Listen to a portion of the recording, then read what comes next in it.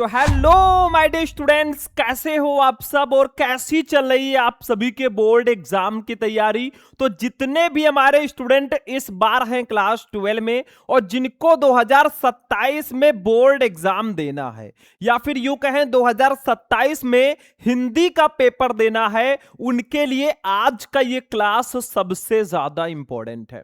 क्योंकि इस क्लास में मैं आपके लिए लेकर आया हूं क्लास 12 हिंदी के पूरे बुक के 50 ऐसे बहुविकल्पीय प्रश्नों को जो आपके बोर्ड एग्जाम में भैया लगातार पूछे जाते हैं। मैंने previous year paper, model paper, book और क्वेश्चन बैंक सबको एनालाइज करके मैं आपके लिए 50 ऑब्जेक्टिव क्वेश्चन हिंदी के लेकर आया हूं। और अगर ये 50 क्वेश्चन आपने पढ़ लिया ना, हिंदी में आपका 10 नंबर इस वीडियो में कंप्लीट हो जाएगा। और आप हिंदी के किसी भी टीचर से जाकर पूछ लेना कि जो शुभम सर बहुविकल्पीय प्रश्न बता रहे हैं ये इंपॉर्टेंट है कि नहीं। अगर किसी टीचर ने कह दिया ना कि ये इंपॉर्टेंट नहीं है तो आप वीडियो को डिसलाइक करके चले जाना। लेकिन अगर ये इंपॉर्टेंट है तो आप लोग लास्ट तक इस क्लास को देख लो भैया। ऐसे ऐसे क्वेश्चन इसमें है ना जो आपके बोर्ड एग्जाम में बहुत ज्यादा पूछे गए हैं।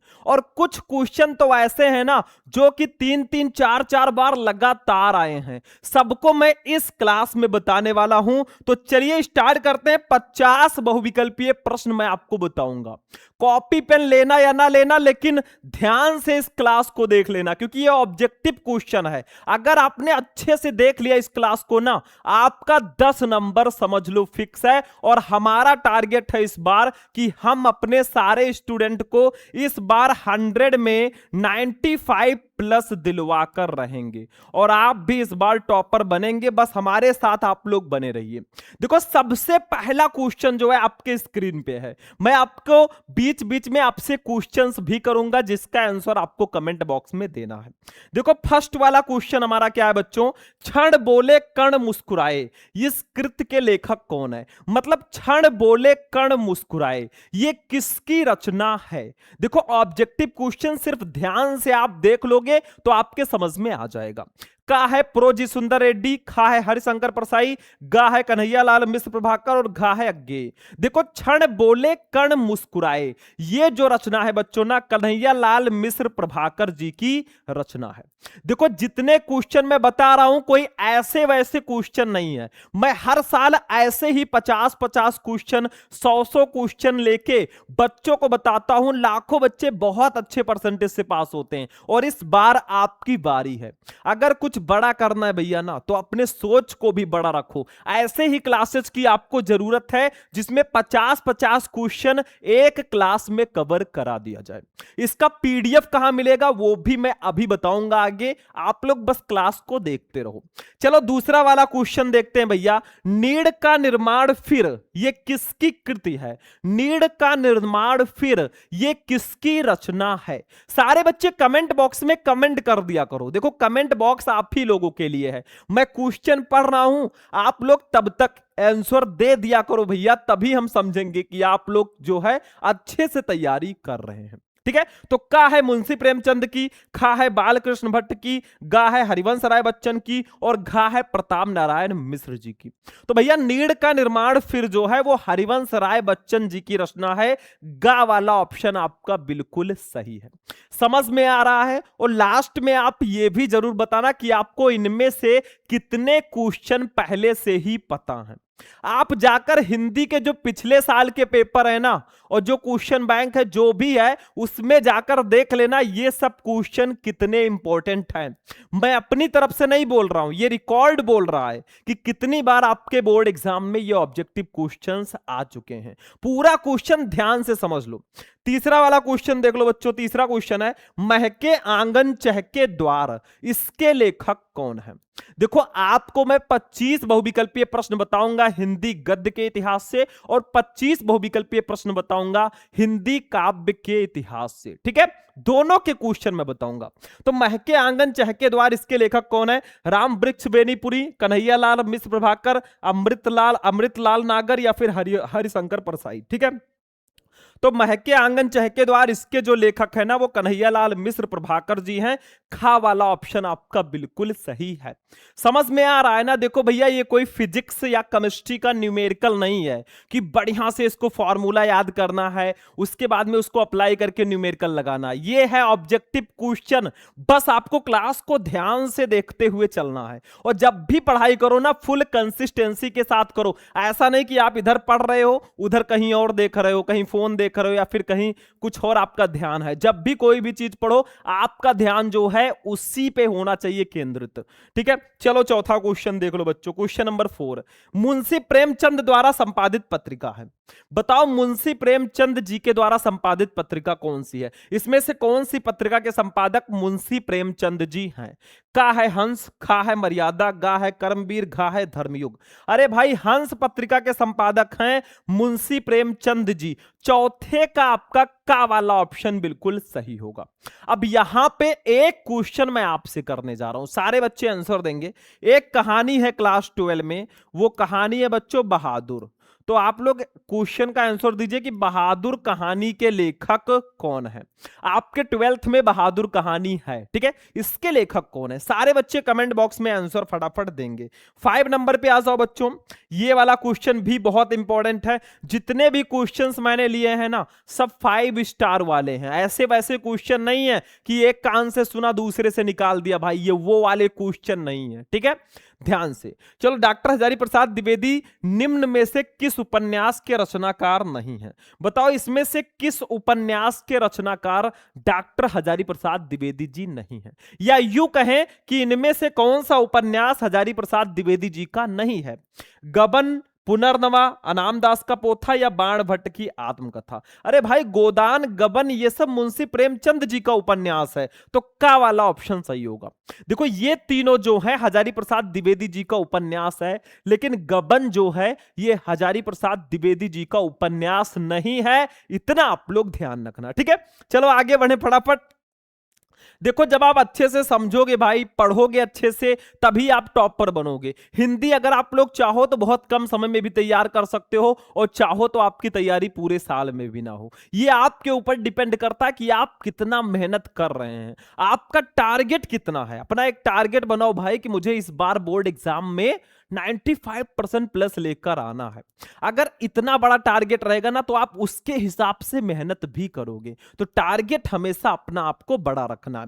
देखो, प्रेमचंद का उपन्यास है, इसमें से कौन सा उपन्यास प्रेमचंद जी का है? अभी मैंने आपको बताया है, तितली, कंकाल, गोदान या त्यागपत्र। अरे भैया, तितली, कंकाल ये सब तो जयशंकर प्रसाद जी का है। गोदान जो है ये मुंशी प्रेमचंद जी का है। अभी मैंने बताया था गोदान, गबन, ये सब जो उपन्यास है ना, ये मुंशी प्रेमचंद जी का उपन्यास है। चलो 7 नंबर क्वेश्चन पे आ जाओ बच्चों। ये क्वेश्चन तो आप लोगों को पता ही होगा भाई, हाई स्कूल से ही आप पढ़ते आ रहे हो कि नहीं पढ़ते आ रहे हो। चंद्रगुप्त नाटक के लेखक कौन है?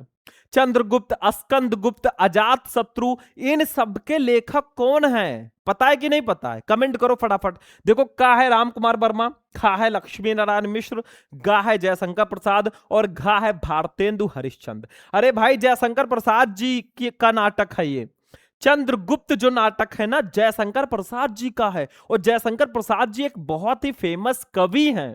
ठीक है, चलो 8वें क्वेश्चन पे आ जाओ। जन्मेजय का नाग यज्ञ, इस नाटक के रचनाकार कौन है? अब ये भी बहुत सिंपल है। अगर आपने जयशंकर प्रसाद जी का जीवन परिचय और उनकी रचनाओं को पढ़ा होगा ना, तो ये आपको आंसर पता होगा। जन्मेजय का नाग यज्ञ नाटक के रचनाकार कौन है? हरिकृष्ण प्रेमी, आचार्य चतुरसेन शास्त्री, जयशंकर प्रसाद या सेठ गोविंद दास? अरे भाई, जयशंकर प्रसाद जी हैं। जन्मेजय का नाग यज्ञ इस नाटक के रचनाकार हैं जयशंकर प्रसाद जी। चलो भाई 9 नंबर क्वेश्चन पे आ जाओ फटाफट। 9 नंबर है, ध्रुव स्वामिनी नाटक के लेखक कौन है? ये भी बहुत आसान है, एक शब्द में जयशंकर प्रसाद जी हैं। चंद्रगुप्त, स्कंदगुप्त, अजात शत्रु, ध्रुव स्वामिनी, इन सबके लेखक जयशंकर प्रसाद जी हैं। अब जयशंकर प्रसाद, महादेवी वर्मा, सुमित्रानंदन पंत, रामधारी सिंह दिनकर, इन सब की रचनाओं को तो आप कम से कम पढ़ ही लो, जो फेमस है। ठीक है, चलो 10 नंबर क्वेश्चन पे आ जाओ। प्रेमचंद की कहानी का नाम है, इसमें से कौन सी कहानी प्रेमचंद जी की है? कफन, गुंडा, रोज या फिर चीफ की दावत? ठीक है भाई, यहां पे कफन जो है ये कहानी प्रेमचंद जी ने लिखा है। देखो ऑब्जेक्टिव क्वेश्चन जो है ऐसे ही आपको समझना है, इसमें कोई ऐसा ट्रिक नहीं है कि मैं बता दूंगा एकदम से याद हो जाएगा, देखोगे आपको समझ में आ जाएगा बहुत आसानी से, ठीक है। तो ये सारी चीजें आप लोग मतलब ध्यान से समझो, सब कुछ समझ में आ जाएगा। एक क्वेश्चन मैं आपसे कर लेता हूं यहां पे, बताइए आप ही के 12th से रिलेटेड है, पृथ्वी पुत्र के लेखक कौन है? पृथ्वी पुत्र आपके 12th हिंदी में इनका चैप्टर है, इसके लेखक कौन है? सारे बच्चे कमेंट बॉक्स में आंसर देंगे। ये मैं क्वेश्चन क्यों कर रहा हूं? मैं इसलिए क्वेश्चन कर रहा हूं ना, अगर आप लोगों को आंसर पता होगा तो लिख दोगे कमेंट में, नहीं पता होगा तो आप सर्च करोगे गूगल पे। सोचो हमारे क्वेश्चन करने से आप क्वेश्चन को गूगल पे सर्च करोगे और फिर आप उसका आंसर ढूंढोगे, जैसे ही मिलेगा ना आपका दिमाग उसका आंसर आपके दिमाग में फिट कर देगा, कभी भी वो क्वेश्चन आएगा आप आसानी से आंसर दे दोगे। तो आपका आईक्यू लेवल बढ़ाने के लिए ही मैं ये क्वेश्चन करता हूं। चलो 11 नंबर पे आ जाओ बच्चों। कुटज निबंध संग्रह के लेखक कौन है? कुटज के लेखक कौन है? कुटज एक निबंध संग्रह है और आपके 12th में इनका चैप्टर भी है। आचार्य रामचंद्र शुक्ल, बालकृष्ण भट्ट, हजारी प्रसाद द्विवेदी या राजा लक्ष्मण सिंह? अरे भाई हजारी प्रसाद द्विवेदी जी की रचना है कुटज। कुटज जो निबंध है ये हजारी प्रसाद द्विवेदी जी का है और बहुत इंपॉर्टेंट है मेरे भाई, सारे क्वेश्चन आप तैयार कर लेना। वो कहते हैं ना भाई कि रातों रात आप सक्सेस नहीं होंगे। आप सोचें कि एक ही रात में, कुछ बच्चे क्या सोचते हैं, उनका माइंड क्या होता है, वो सोचते हैं यार हिंदी आसान है, जब एग्जाम आने वाला होगा, एक आध महीने 2 महीने बचेगा, हिंदी को घोल कर पी लेंगे। ऐसी गलती कभी मत करना। अगर आप टाइम टेबल बना रहे हो पढ़ने के लिए ना, तो 5 सब्जेक्ट को बराबर समय पहले देना, मतलब 1-1 घंटे आपको सबको देना है। उसके बाद में आपके पास अगर समय बचता है तो आप उस सब्जेक्ट को पढ़िए जो आपको थोड़ा वीक लग रहा है कि हाँ मैं इसमें कमजोर हूं, ठीक है। चलो 12 नंबर क्वेश्चन पे आ जाओ बच्चों। 12 वासुदेव शरण अग्रवाल द्वारा लिखित कृति है, इसमें से कौन सी रचना है जिसको वासुदेव शरण अग्रवाल जी ने लिखा है? देखो अभी जो मैंने क्वेश्चन किया था भाई वही रचना है, पुनर्नवा, पृथ्वी पुत्र, आलोक पर्व या धरती के फूल? भाई पृथ्वी पुत्र। पृथ्वी पुत्र जो है ये वासुदेव शरण अग्रवाल जी ने लिखा है। मैंने क्वेश्चन भी अभी आपसे किया था, शायद आंसर आपको मिल गया। चलो अगला क्वेश्चन देखो बच्चों, 13 नंबर क्वेश्चन पे आ जाओ। आलोचनात्मक कृति साहित्य सहचर के लेखक कौन है? बताओ साहित्य सहचर के लेखक कौन है? साहित्य सहचर, साहित्य का मर्म, इन सबके लेखक कौन है? रामचंद्र शुक्ल, श्याम सुंदर दास, हजारी प्रसाद द्विवेदी या हरिशंकर परसाई? देखो इसके जो लेखक है हजारी प्रसाद द्विवेदी जी हैं। साहित्य सहचर के लेखक हजारी प्रसाद द्विवेदी जी हैं। और सबसे इंपॉर्टेंट बात यह भी मैं आपसे बता दूं कि भाई हमेशा पढ़ाई को एंजॉय के साथ जियो। ऐसा नहीं कि प्रेशर लो, आपके दिमाग की टेंशन नहीं कि यार मुझे ये भी पढ़ना है, वो भी पढ़ना है, ऐसे करना है। ऐसे टेंशन लोगे ना तो कभी नहीं पढ़ पाओगे। अगर पढ़ाई को एंजॉय के साथ एंजॉय करोगे पढ़ाई को ना, तभी अच्छे से पढ़ पाओगे। अपने डेली लाइफ में उसको थोड़ा सा यूज करो और अच्छे से पढ़ो, ठीक है। चलो 14 नंबर क्वेश्चन पे आ जाओ बच्चों। 14 नंबर क्वेश्चन, अशोक के फूल निबंध के लेखक कौन है? अब अगर आप 12th में हो, ये क्वेश्चन आपको नहीं पता है तो बेकार है। क्यों? क्योंकि ये चैप्टर आपके 12th में है, अशोक के फूल। इसके लेखक कौन है? रामचंद्र शुक्ल, हजारी प्रसाद द्विवेदी, विद्यानिवास मिश्र या रामविलास शर्मा? भाई हजारी प्रसाद द्विवेदी जी हैं। अशोक के फूल ये चैप्टर आपके क्लास 12 के हिंदी गद्य में है और इसके लेखक हैं आचार्य हजारी प्रसाद द्विवेदी जी। चलो अगला क्वेश्चन देख लो बच्चों, 15 नंबर। अरे आयावर रहेगा याद, इसके लेखक कौन है? अरे आयावर रहेगा याद, इसके लेखक कौन है? यशपाल, मुक्तिबोध, अज्ञेय या नगेंद्र? भाई इसके लेखक हैं अज्ञेय जी। मतलब अरे आयावर रहेगा याद, इसके लेखक अज्ञेय जी हैं। अब कुछ बच्चे सोचेंगे अज्ञेय मतलब इनका पूरा नाम है सच्चिदानंद हीरानंद वात्स्यायन अज्ञेय, ठीक है, ये इनका नाम है। एक क्वेश्चन मैं आपसे कर लेता हूं, आंसर दीजिए फटाफट। मधुआ कहानी के लेखक कौन है? मधुआ इसके लेखक कौन है? सारे बच्चे आंसर देंगे। कुछ बच्चों को नया नया लग रहा होगा, अरे सर जी ने क्या पूछ लिया भाई। अरे वही पूछा है जो जरूरी है, ठीक है।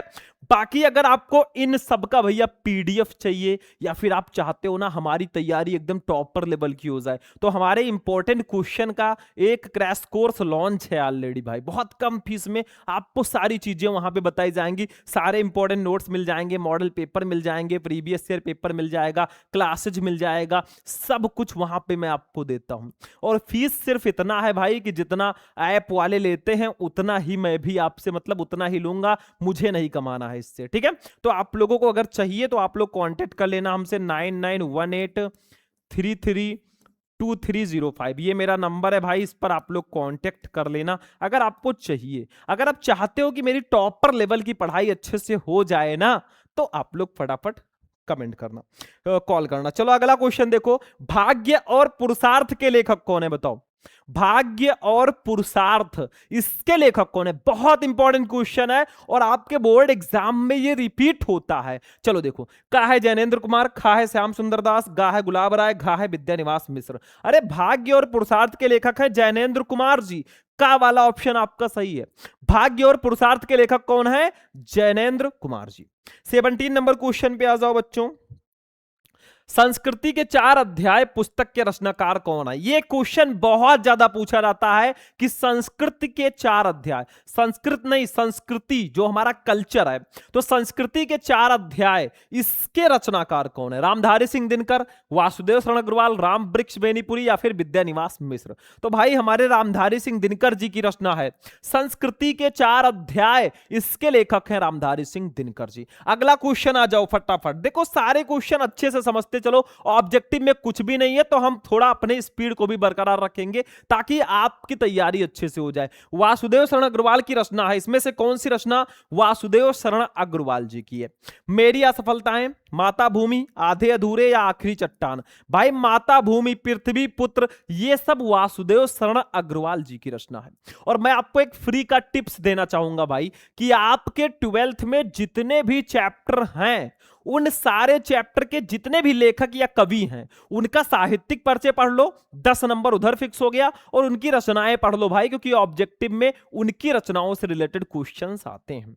चलो 19 नंबर पे आ जाओ बच्चों, निम्नलिखित में से हजारी प्रसाद द्विवेदी की रचना है, इसमें से कौन सी रचना हमारे हजारी प्रसाद द्विवेदी जी की है? हिंदी साहित्य की भूमिका, विचार और वितर्क, विल्ले सुर बकरिया या फिर साहित्य का मर्म। भैया विचार और वितर्क जो है ना, ये हजारी प्रसाद द्विवेदी जी की रचना है। एक क्वेश्चन मैं आपसे और करता हूं भाई, यहां पे आवारा मसीहा के लेखक कौन है? बहुत ज्यादा पूछा जाता है आवारा मसीहा, ठीक है, इसके लेखक कौन है? सारे बच्चे इसका आंसर देंगे फटाफट, ठीक है, सारे बच्चे कमेंट में आंसर दो। नहीं पता है जाओ गूगल पे सर्च करो, कहीं से भी सर्च करो, लेकिन इसका आंसर आपको बाद में कमेंट करके जरूर देना है। पहले सर्च करो फिर आओ कमेंट करो, ठीक है। चलो 20 नंबर क्वेश्चन पे आ जाओ बच्चों। 20 अज्ञे की रचना है, इसमें से कौन सी रचना हमारे अज्ञे जी की है? मेरे विचार, पृथ्वी पुत्र, विचार प्रवाह या फिर शेखर एक जीवनी। शेखर एक जीवनी जो है ना, ये अज्ञे जी की रचना है। बिल्कुल सिंपल है भाई, नो फंडा, ठीक है। चलो अगला क्वेश्चन देख लो, 21 नंबर क्वेश्चन पे आ जाओ। वारिस कहानी संग्रह है, वारिस के लेखक कौन है? वारिस, ठीक, कन्हैयालाल मिश्र, प्रभाकर, प्रोजी सुंदर रेड्डी, मोहन राकेश या अज्ञे। भाई मोहन राकेश जी ने वारिस को लिखा है, वारिस जो कहानी संग्रह है ना, इसके लेखक है मोहन राकेश जी।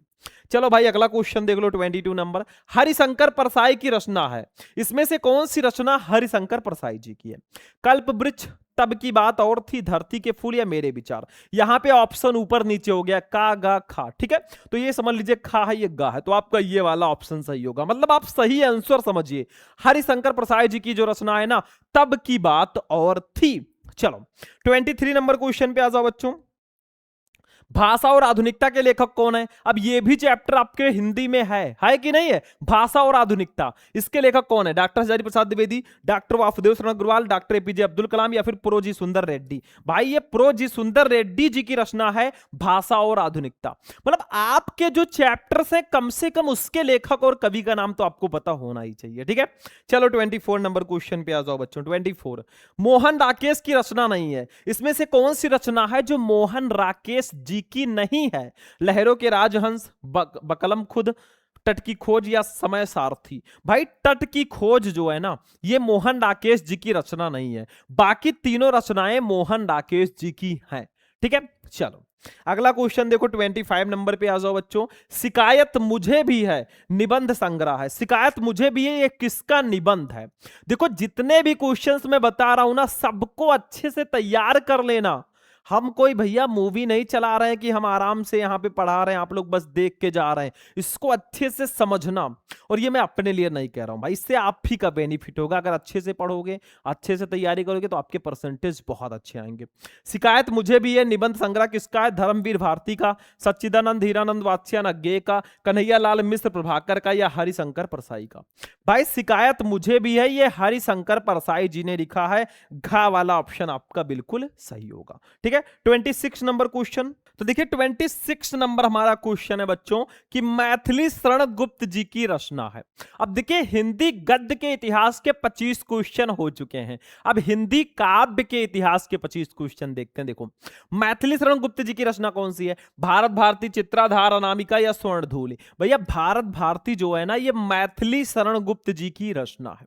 ठीक है, एक क्वेश्चन और बहुत ज्यादा पूछा जाता है भैया कि साकेत किसकी रचना है? तो साकेत भी मैथिली शरण गुप्त जी की ही रचना है। तो ये आप लोग याद रखना, साकेत बहुत फेमस महाकाव्य है इनका। 27 नंबर क्वेश्चन पे आ जाओ बच्चों। 27 शायद नहीं, 28 पे आ जाओ। एक क्वेश्चन यहां पे मिसिंग है, ठीक है, कोई दिक्कत नहीं। पारिजात किस कवि के गीतों का संकलन है? मतलब पारिजात जो है किस कवि के गीतों का संकलन है? मतलब गीतों को एक संकलन में रखा गया पारिजात में, किस कवि का है?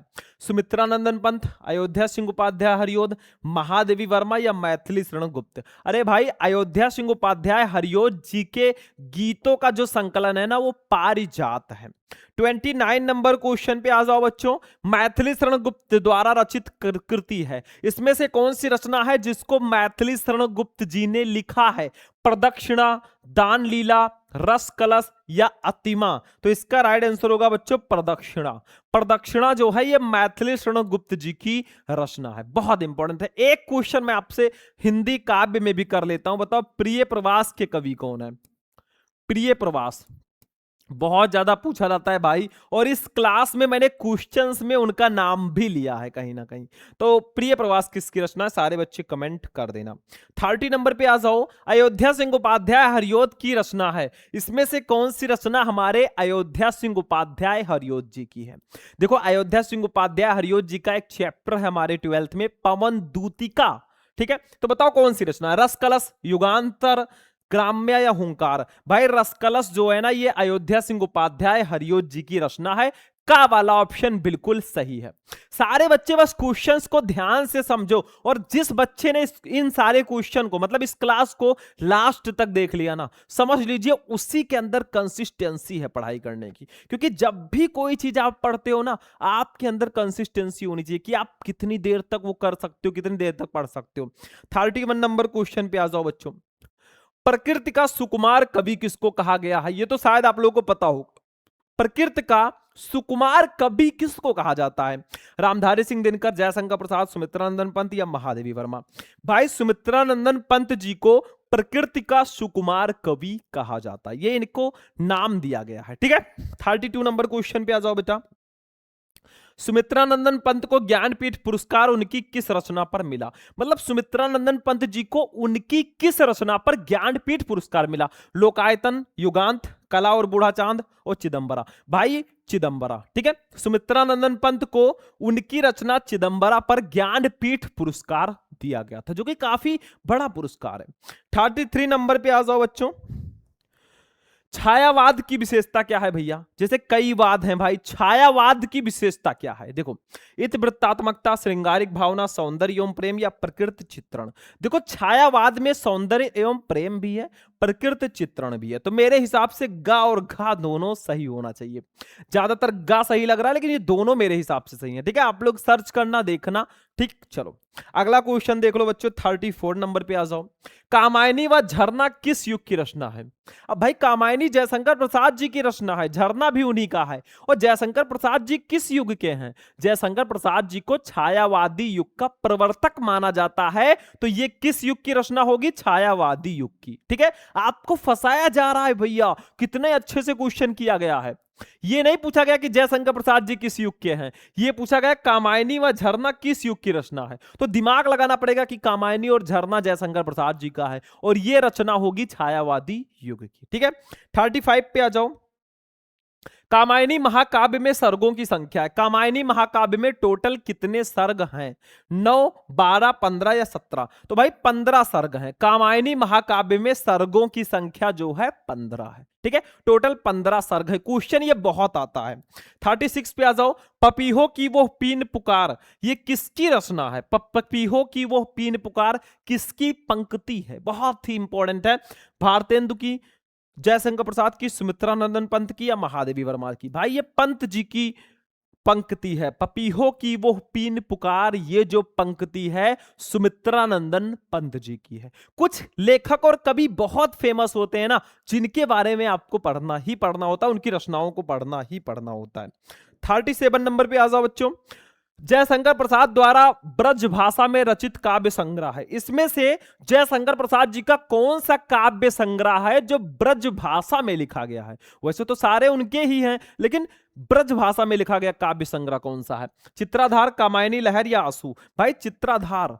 जयशंकर प्रसाद द्वारा ब्रज भाषा में रचित काव्य संग्रह जो है वो चित्राधार है। का वाला ऑप्शन आपका सही है। 38 नंबर पे आ जाओ बच्चों। 38 ग्रंथि काव्य संग्रह के रचनाकार हैं। ग्रंथि काव्य संग्रह के रचयिता कौन है? सुमित्रा नंदन पंत, महादेवी वर्मा, रामधारी सिंह दिनकर या अयोध्या सिंह उपाध्याय? तो इसका राइट आंसर होगा बच्चों मेरे हिसाब से सुमित्रा नंदन पंत जी। ग्रंथि जो काव्य संग्रह है वो सुमित्रा नंदन पंत जी का है। ठीक है, अगला क्वेश्चन देख लो। 39 जयशंकर प्रसाद के काव्य की सिद्धावस्था है, मतलब जयशंकर प्रसाद जी के काव्य की सिद्धावस्था कौन सी है? बहुत फेमस। आंसू, झरना, लहर या कामायनी? कामायनी जो है ना, कामायनी जो है ये जयशंकर प्रसाद जी के काव्य की सिद्धावस्था है। घा वाला ऑप्शन आपका बिल्कुल सही होगा। ठीक है, एक एक क्वेश्चन ध्यान से समझो। जितने भी क्वेश्चन है ना सब बहुत इंपॉर्टेंट वाले हैं, बहुत ज्यादा। अगला, कितनी नावों में कितनी बार, ये काव्य कृति किसकी है? मतलब कितनी नावों में कितनी बार, ये किसकी रचना है? सच्चिदानंद हीरानंद वात्स्यायन की, हरिवंश राय बच्चन की, गिरिजा कुमार माथुर की या सुमित्रा नंदन पंत की? भाई ये सच्चिदानंद हीरानंद वात्स्यायन जी की रचना है।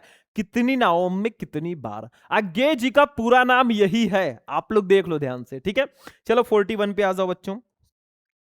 रामधारी सिंह दिनकर को उनकी काव्य कृति उर्वशी पर कौन सा पुरस्कार मिला? मतलब रामधारी सिंह दिनकर जी की एक रचना है उर्वशी, उनको उर्वशी पर कौन सा पुरस्कार मिला? साहित्य अकादमी पुरस्कार, भारत भारती पुरस्कार, ज्ञानपीठ पुरस्कार या सोवियत लैंड नेहरू पुरस्कार? भाई ज्ञानपीठ पुरस्कार। रामधारी सिंह दिनकर को उनकी काव्य कृति उर्वशी पर ज्ञानपीठ पुरस्कार मिला। गा वाला ऑप्शन सही है। 42 पे आ जाओ बच्चों। 42 सच्चिदानंद हीरानंद वात्स्यायन अज्ञे किस सप्तक में संग्रहित हैं? मतलब अज्ञे जी जो हैं वो किस सप्तक में हैं? तार सप्तक, दूसरा सप्तक में, तीसरा सप्तक में या चौथा सप्तक में? भाई तार सप्तक में संग्रहित हैं। क्वेश्चन एक बहुत आता है भैया कि तार सप्तक का प्रकाशन वर्ष क्या है? तार सप्तक कब प्रकाशित हुआ? तो 1943 ईस्वी, 1943। ठीक है, ईस्वी। इसको याद करने का ट्रिक भी मैंने बताया। देखो, तार में ता हो रहा आता है, 43 में भी ता हो रहा आता है, तो यानी कि ये तार सप्तक का संपादन 1943 में हुआ। चलो 43 पे आ जाओ बच्चों। निम्नलिखित में से छायावादोत्तर काल के कवि हैं। इसमें से कौन से कवि हैं जो छायावादोत्तर काल के हैं? भारतेंदु हरिश्चंद्र, मैथिली शरण गुप्त, रामनरेश त्रिपाठी या शिवमंगल सिंह सुमन? तो देखिए शिवमंगल सिंह सुमन जो है ना ये छायावादोत्तर काल के कवि हैं। 44 नंबर पे आ जाओ बच्चों। 44 कौन सी रचना रामधारी सिंह दिनकर जी की नहीं है? इसमें से कौन सी रचना है जो रामधारी सिंह दिनकर जी की नहीं है? हुंकार, रश्मिरथी, चित्राधार या रेणुका? भाई चित्राधार जो है ये रामधारी सिंह दिनकर जी की रचना नहीं है, बाकी तीनों रचना रामधारी सिंह दिनकर जी की ही हैं। 45 पे आ जाओ बच्चों। नीरजा रचना है। अरे भैया नीरजा, सांध्य गीत, दीप शिखा, यामा, ये सब महादेवी वर्मा जी की रचना है। बहुत इंपॉर्टेंट है भाई, यामा जो है उनकी बहुत फेमस रचना है, तो ये सिंपल है, महादेवी वर्मा जी की रचना होगी। गा वाला ऑप्शन सही है। 46 नंबर पे आ जाओ। परिमल के रचनाकार कौन है? परिमल, इसके रचनाकार कौन है? जयशंकर प्रसाद अज्ञे, सूर्यकांत त्रिपाठी निराला या गजानन माधव मुक्तिबोध? भाई परिमल के रचनाकार हैं सूर्यकांत त्रिपाठी निराला जी। गा वाला ऑप्शन आपका बिल्कुल बिल्कुल सही होगा। चलो 47 पे आ जाओ बच्चों। चिदंबरा कृति किस रचनाकार की है, मतलब चिदंबरा जो है वो किसकी रचना है? जयशंकर प्रसाद, सुमित्रानंदन पंत, महादेवी वर्मा या सूर्यकांत त्रिपाठी निराला? भाई ये पंत जी की रचना है, चिदंबरा सुमित्रानंदन पंत जी की रचना है। 48, झांसी की रानी कविता किसकी रचना है? झांसी की रानी ये कविता किसने लिखा है? मैथिली शरण गुप्त, सुभद्रा कुमारी चौहान, श्याम नारायण पांडे या सोहन लाल द्विवेदी? भाई सुभद्रा कुमारी चौहान जी की रचना है झांसी की रानी, तो खा वाला ऑप्शन आपका सही है। 49 नंबर पे आ जाओ बच्चों, छायावाद के कवि हैं, इसमें से कौन से कवि छायावाद के हैं? रामेश्वर शुक्ल अंचल, गजानन माधव मुक्तिबोध, भवानी प्रसाद मिश्र या महादेवी वर्मा? भाई महादेवी वर्मा जी छायावादी युग के कवि हैं, कवित्री हैं, घा वाला ऑप्शन सही होगा। जयशंकर प्रसाद, सुमित्रानंदन पंत, महादेवी वर्मा, सूर्यकांत त्रिपाठी निराला ये सब छायावादी युग के कवि हैं। लास्ट वाला क्वेश्चन हमारा होगा, उपमान मैले हो गए हैं किसकी काव्य पंक्ति है? उपमान मैले हो गए हैं ये किसकी पंक्ति है? त्रिलोचन शास्त्री की, नागार्जुन की, मुक्तिबोध की, आज्ञे की? ये आज्ञे जी की पंक्ति है, उपमान मैले हो गए हैं। ठीक है, तो 50 क्वेश्चन आपके टोटल कंप्लीट हो गए। मतलब आज के इस क्लास में मैंने आपको बताया क्लास 12 हिंदी के 50 ऐसे बहुविकल्पीय प्रश्न ना जो आपके बोर्ड एग्जाम में बार बार रिपीट होते हैं और बहुत इंपॉर्टेंट है। आप लोग कमेंट करके ये बताना कि आपको इनमें से कितने क्वेश्चन पहले से ही पता थे। बाकी इस वीडियो को फटाफट लाइक कर देना, चैनल पर नए हो चैनल को सब्सक्राइब कर लेना और अपने दोस्तों के साथ भी इस वीडियो को शेयर कर देना ताकि उनको भी इसका बेनिफिट मिल सके। बाकी चलते हैं, फिर आपसे मिलेंगे किसी नेक्स्ट वीडियो में नेक्स्ट इंपॉर्टेंट टॉपिक के साथ। तब तक के लिए जय हिंद।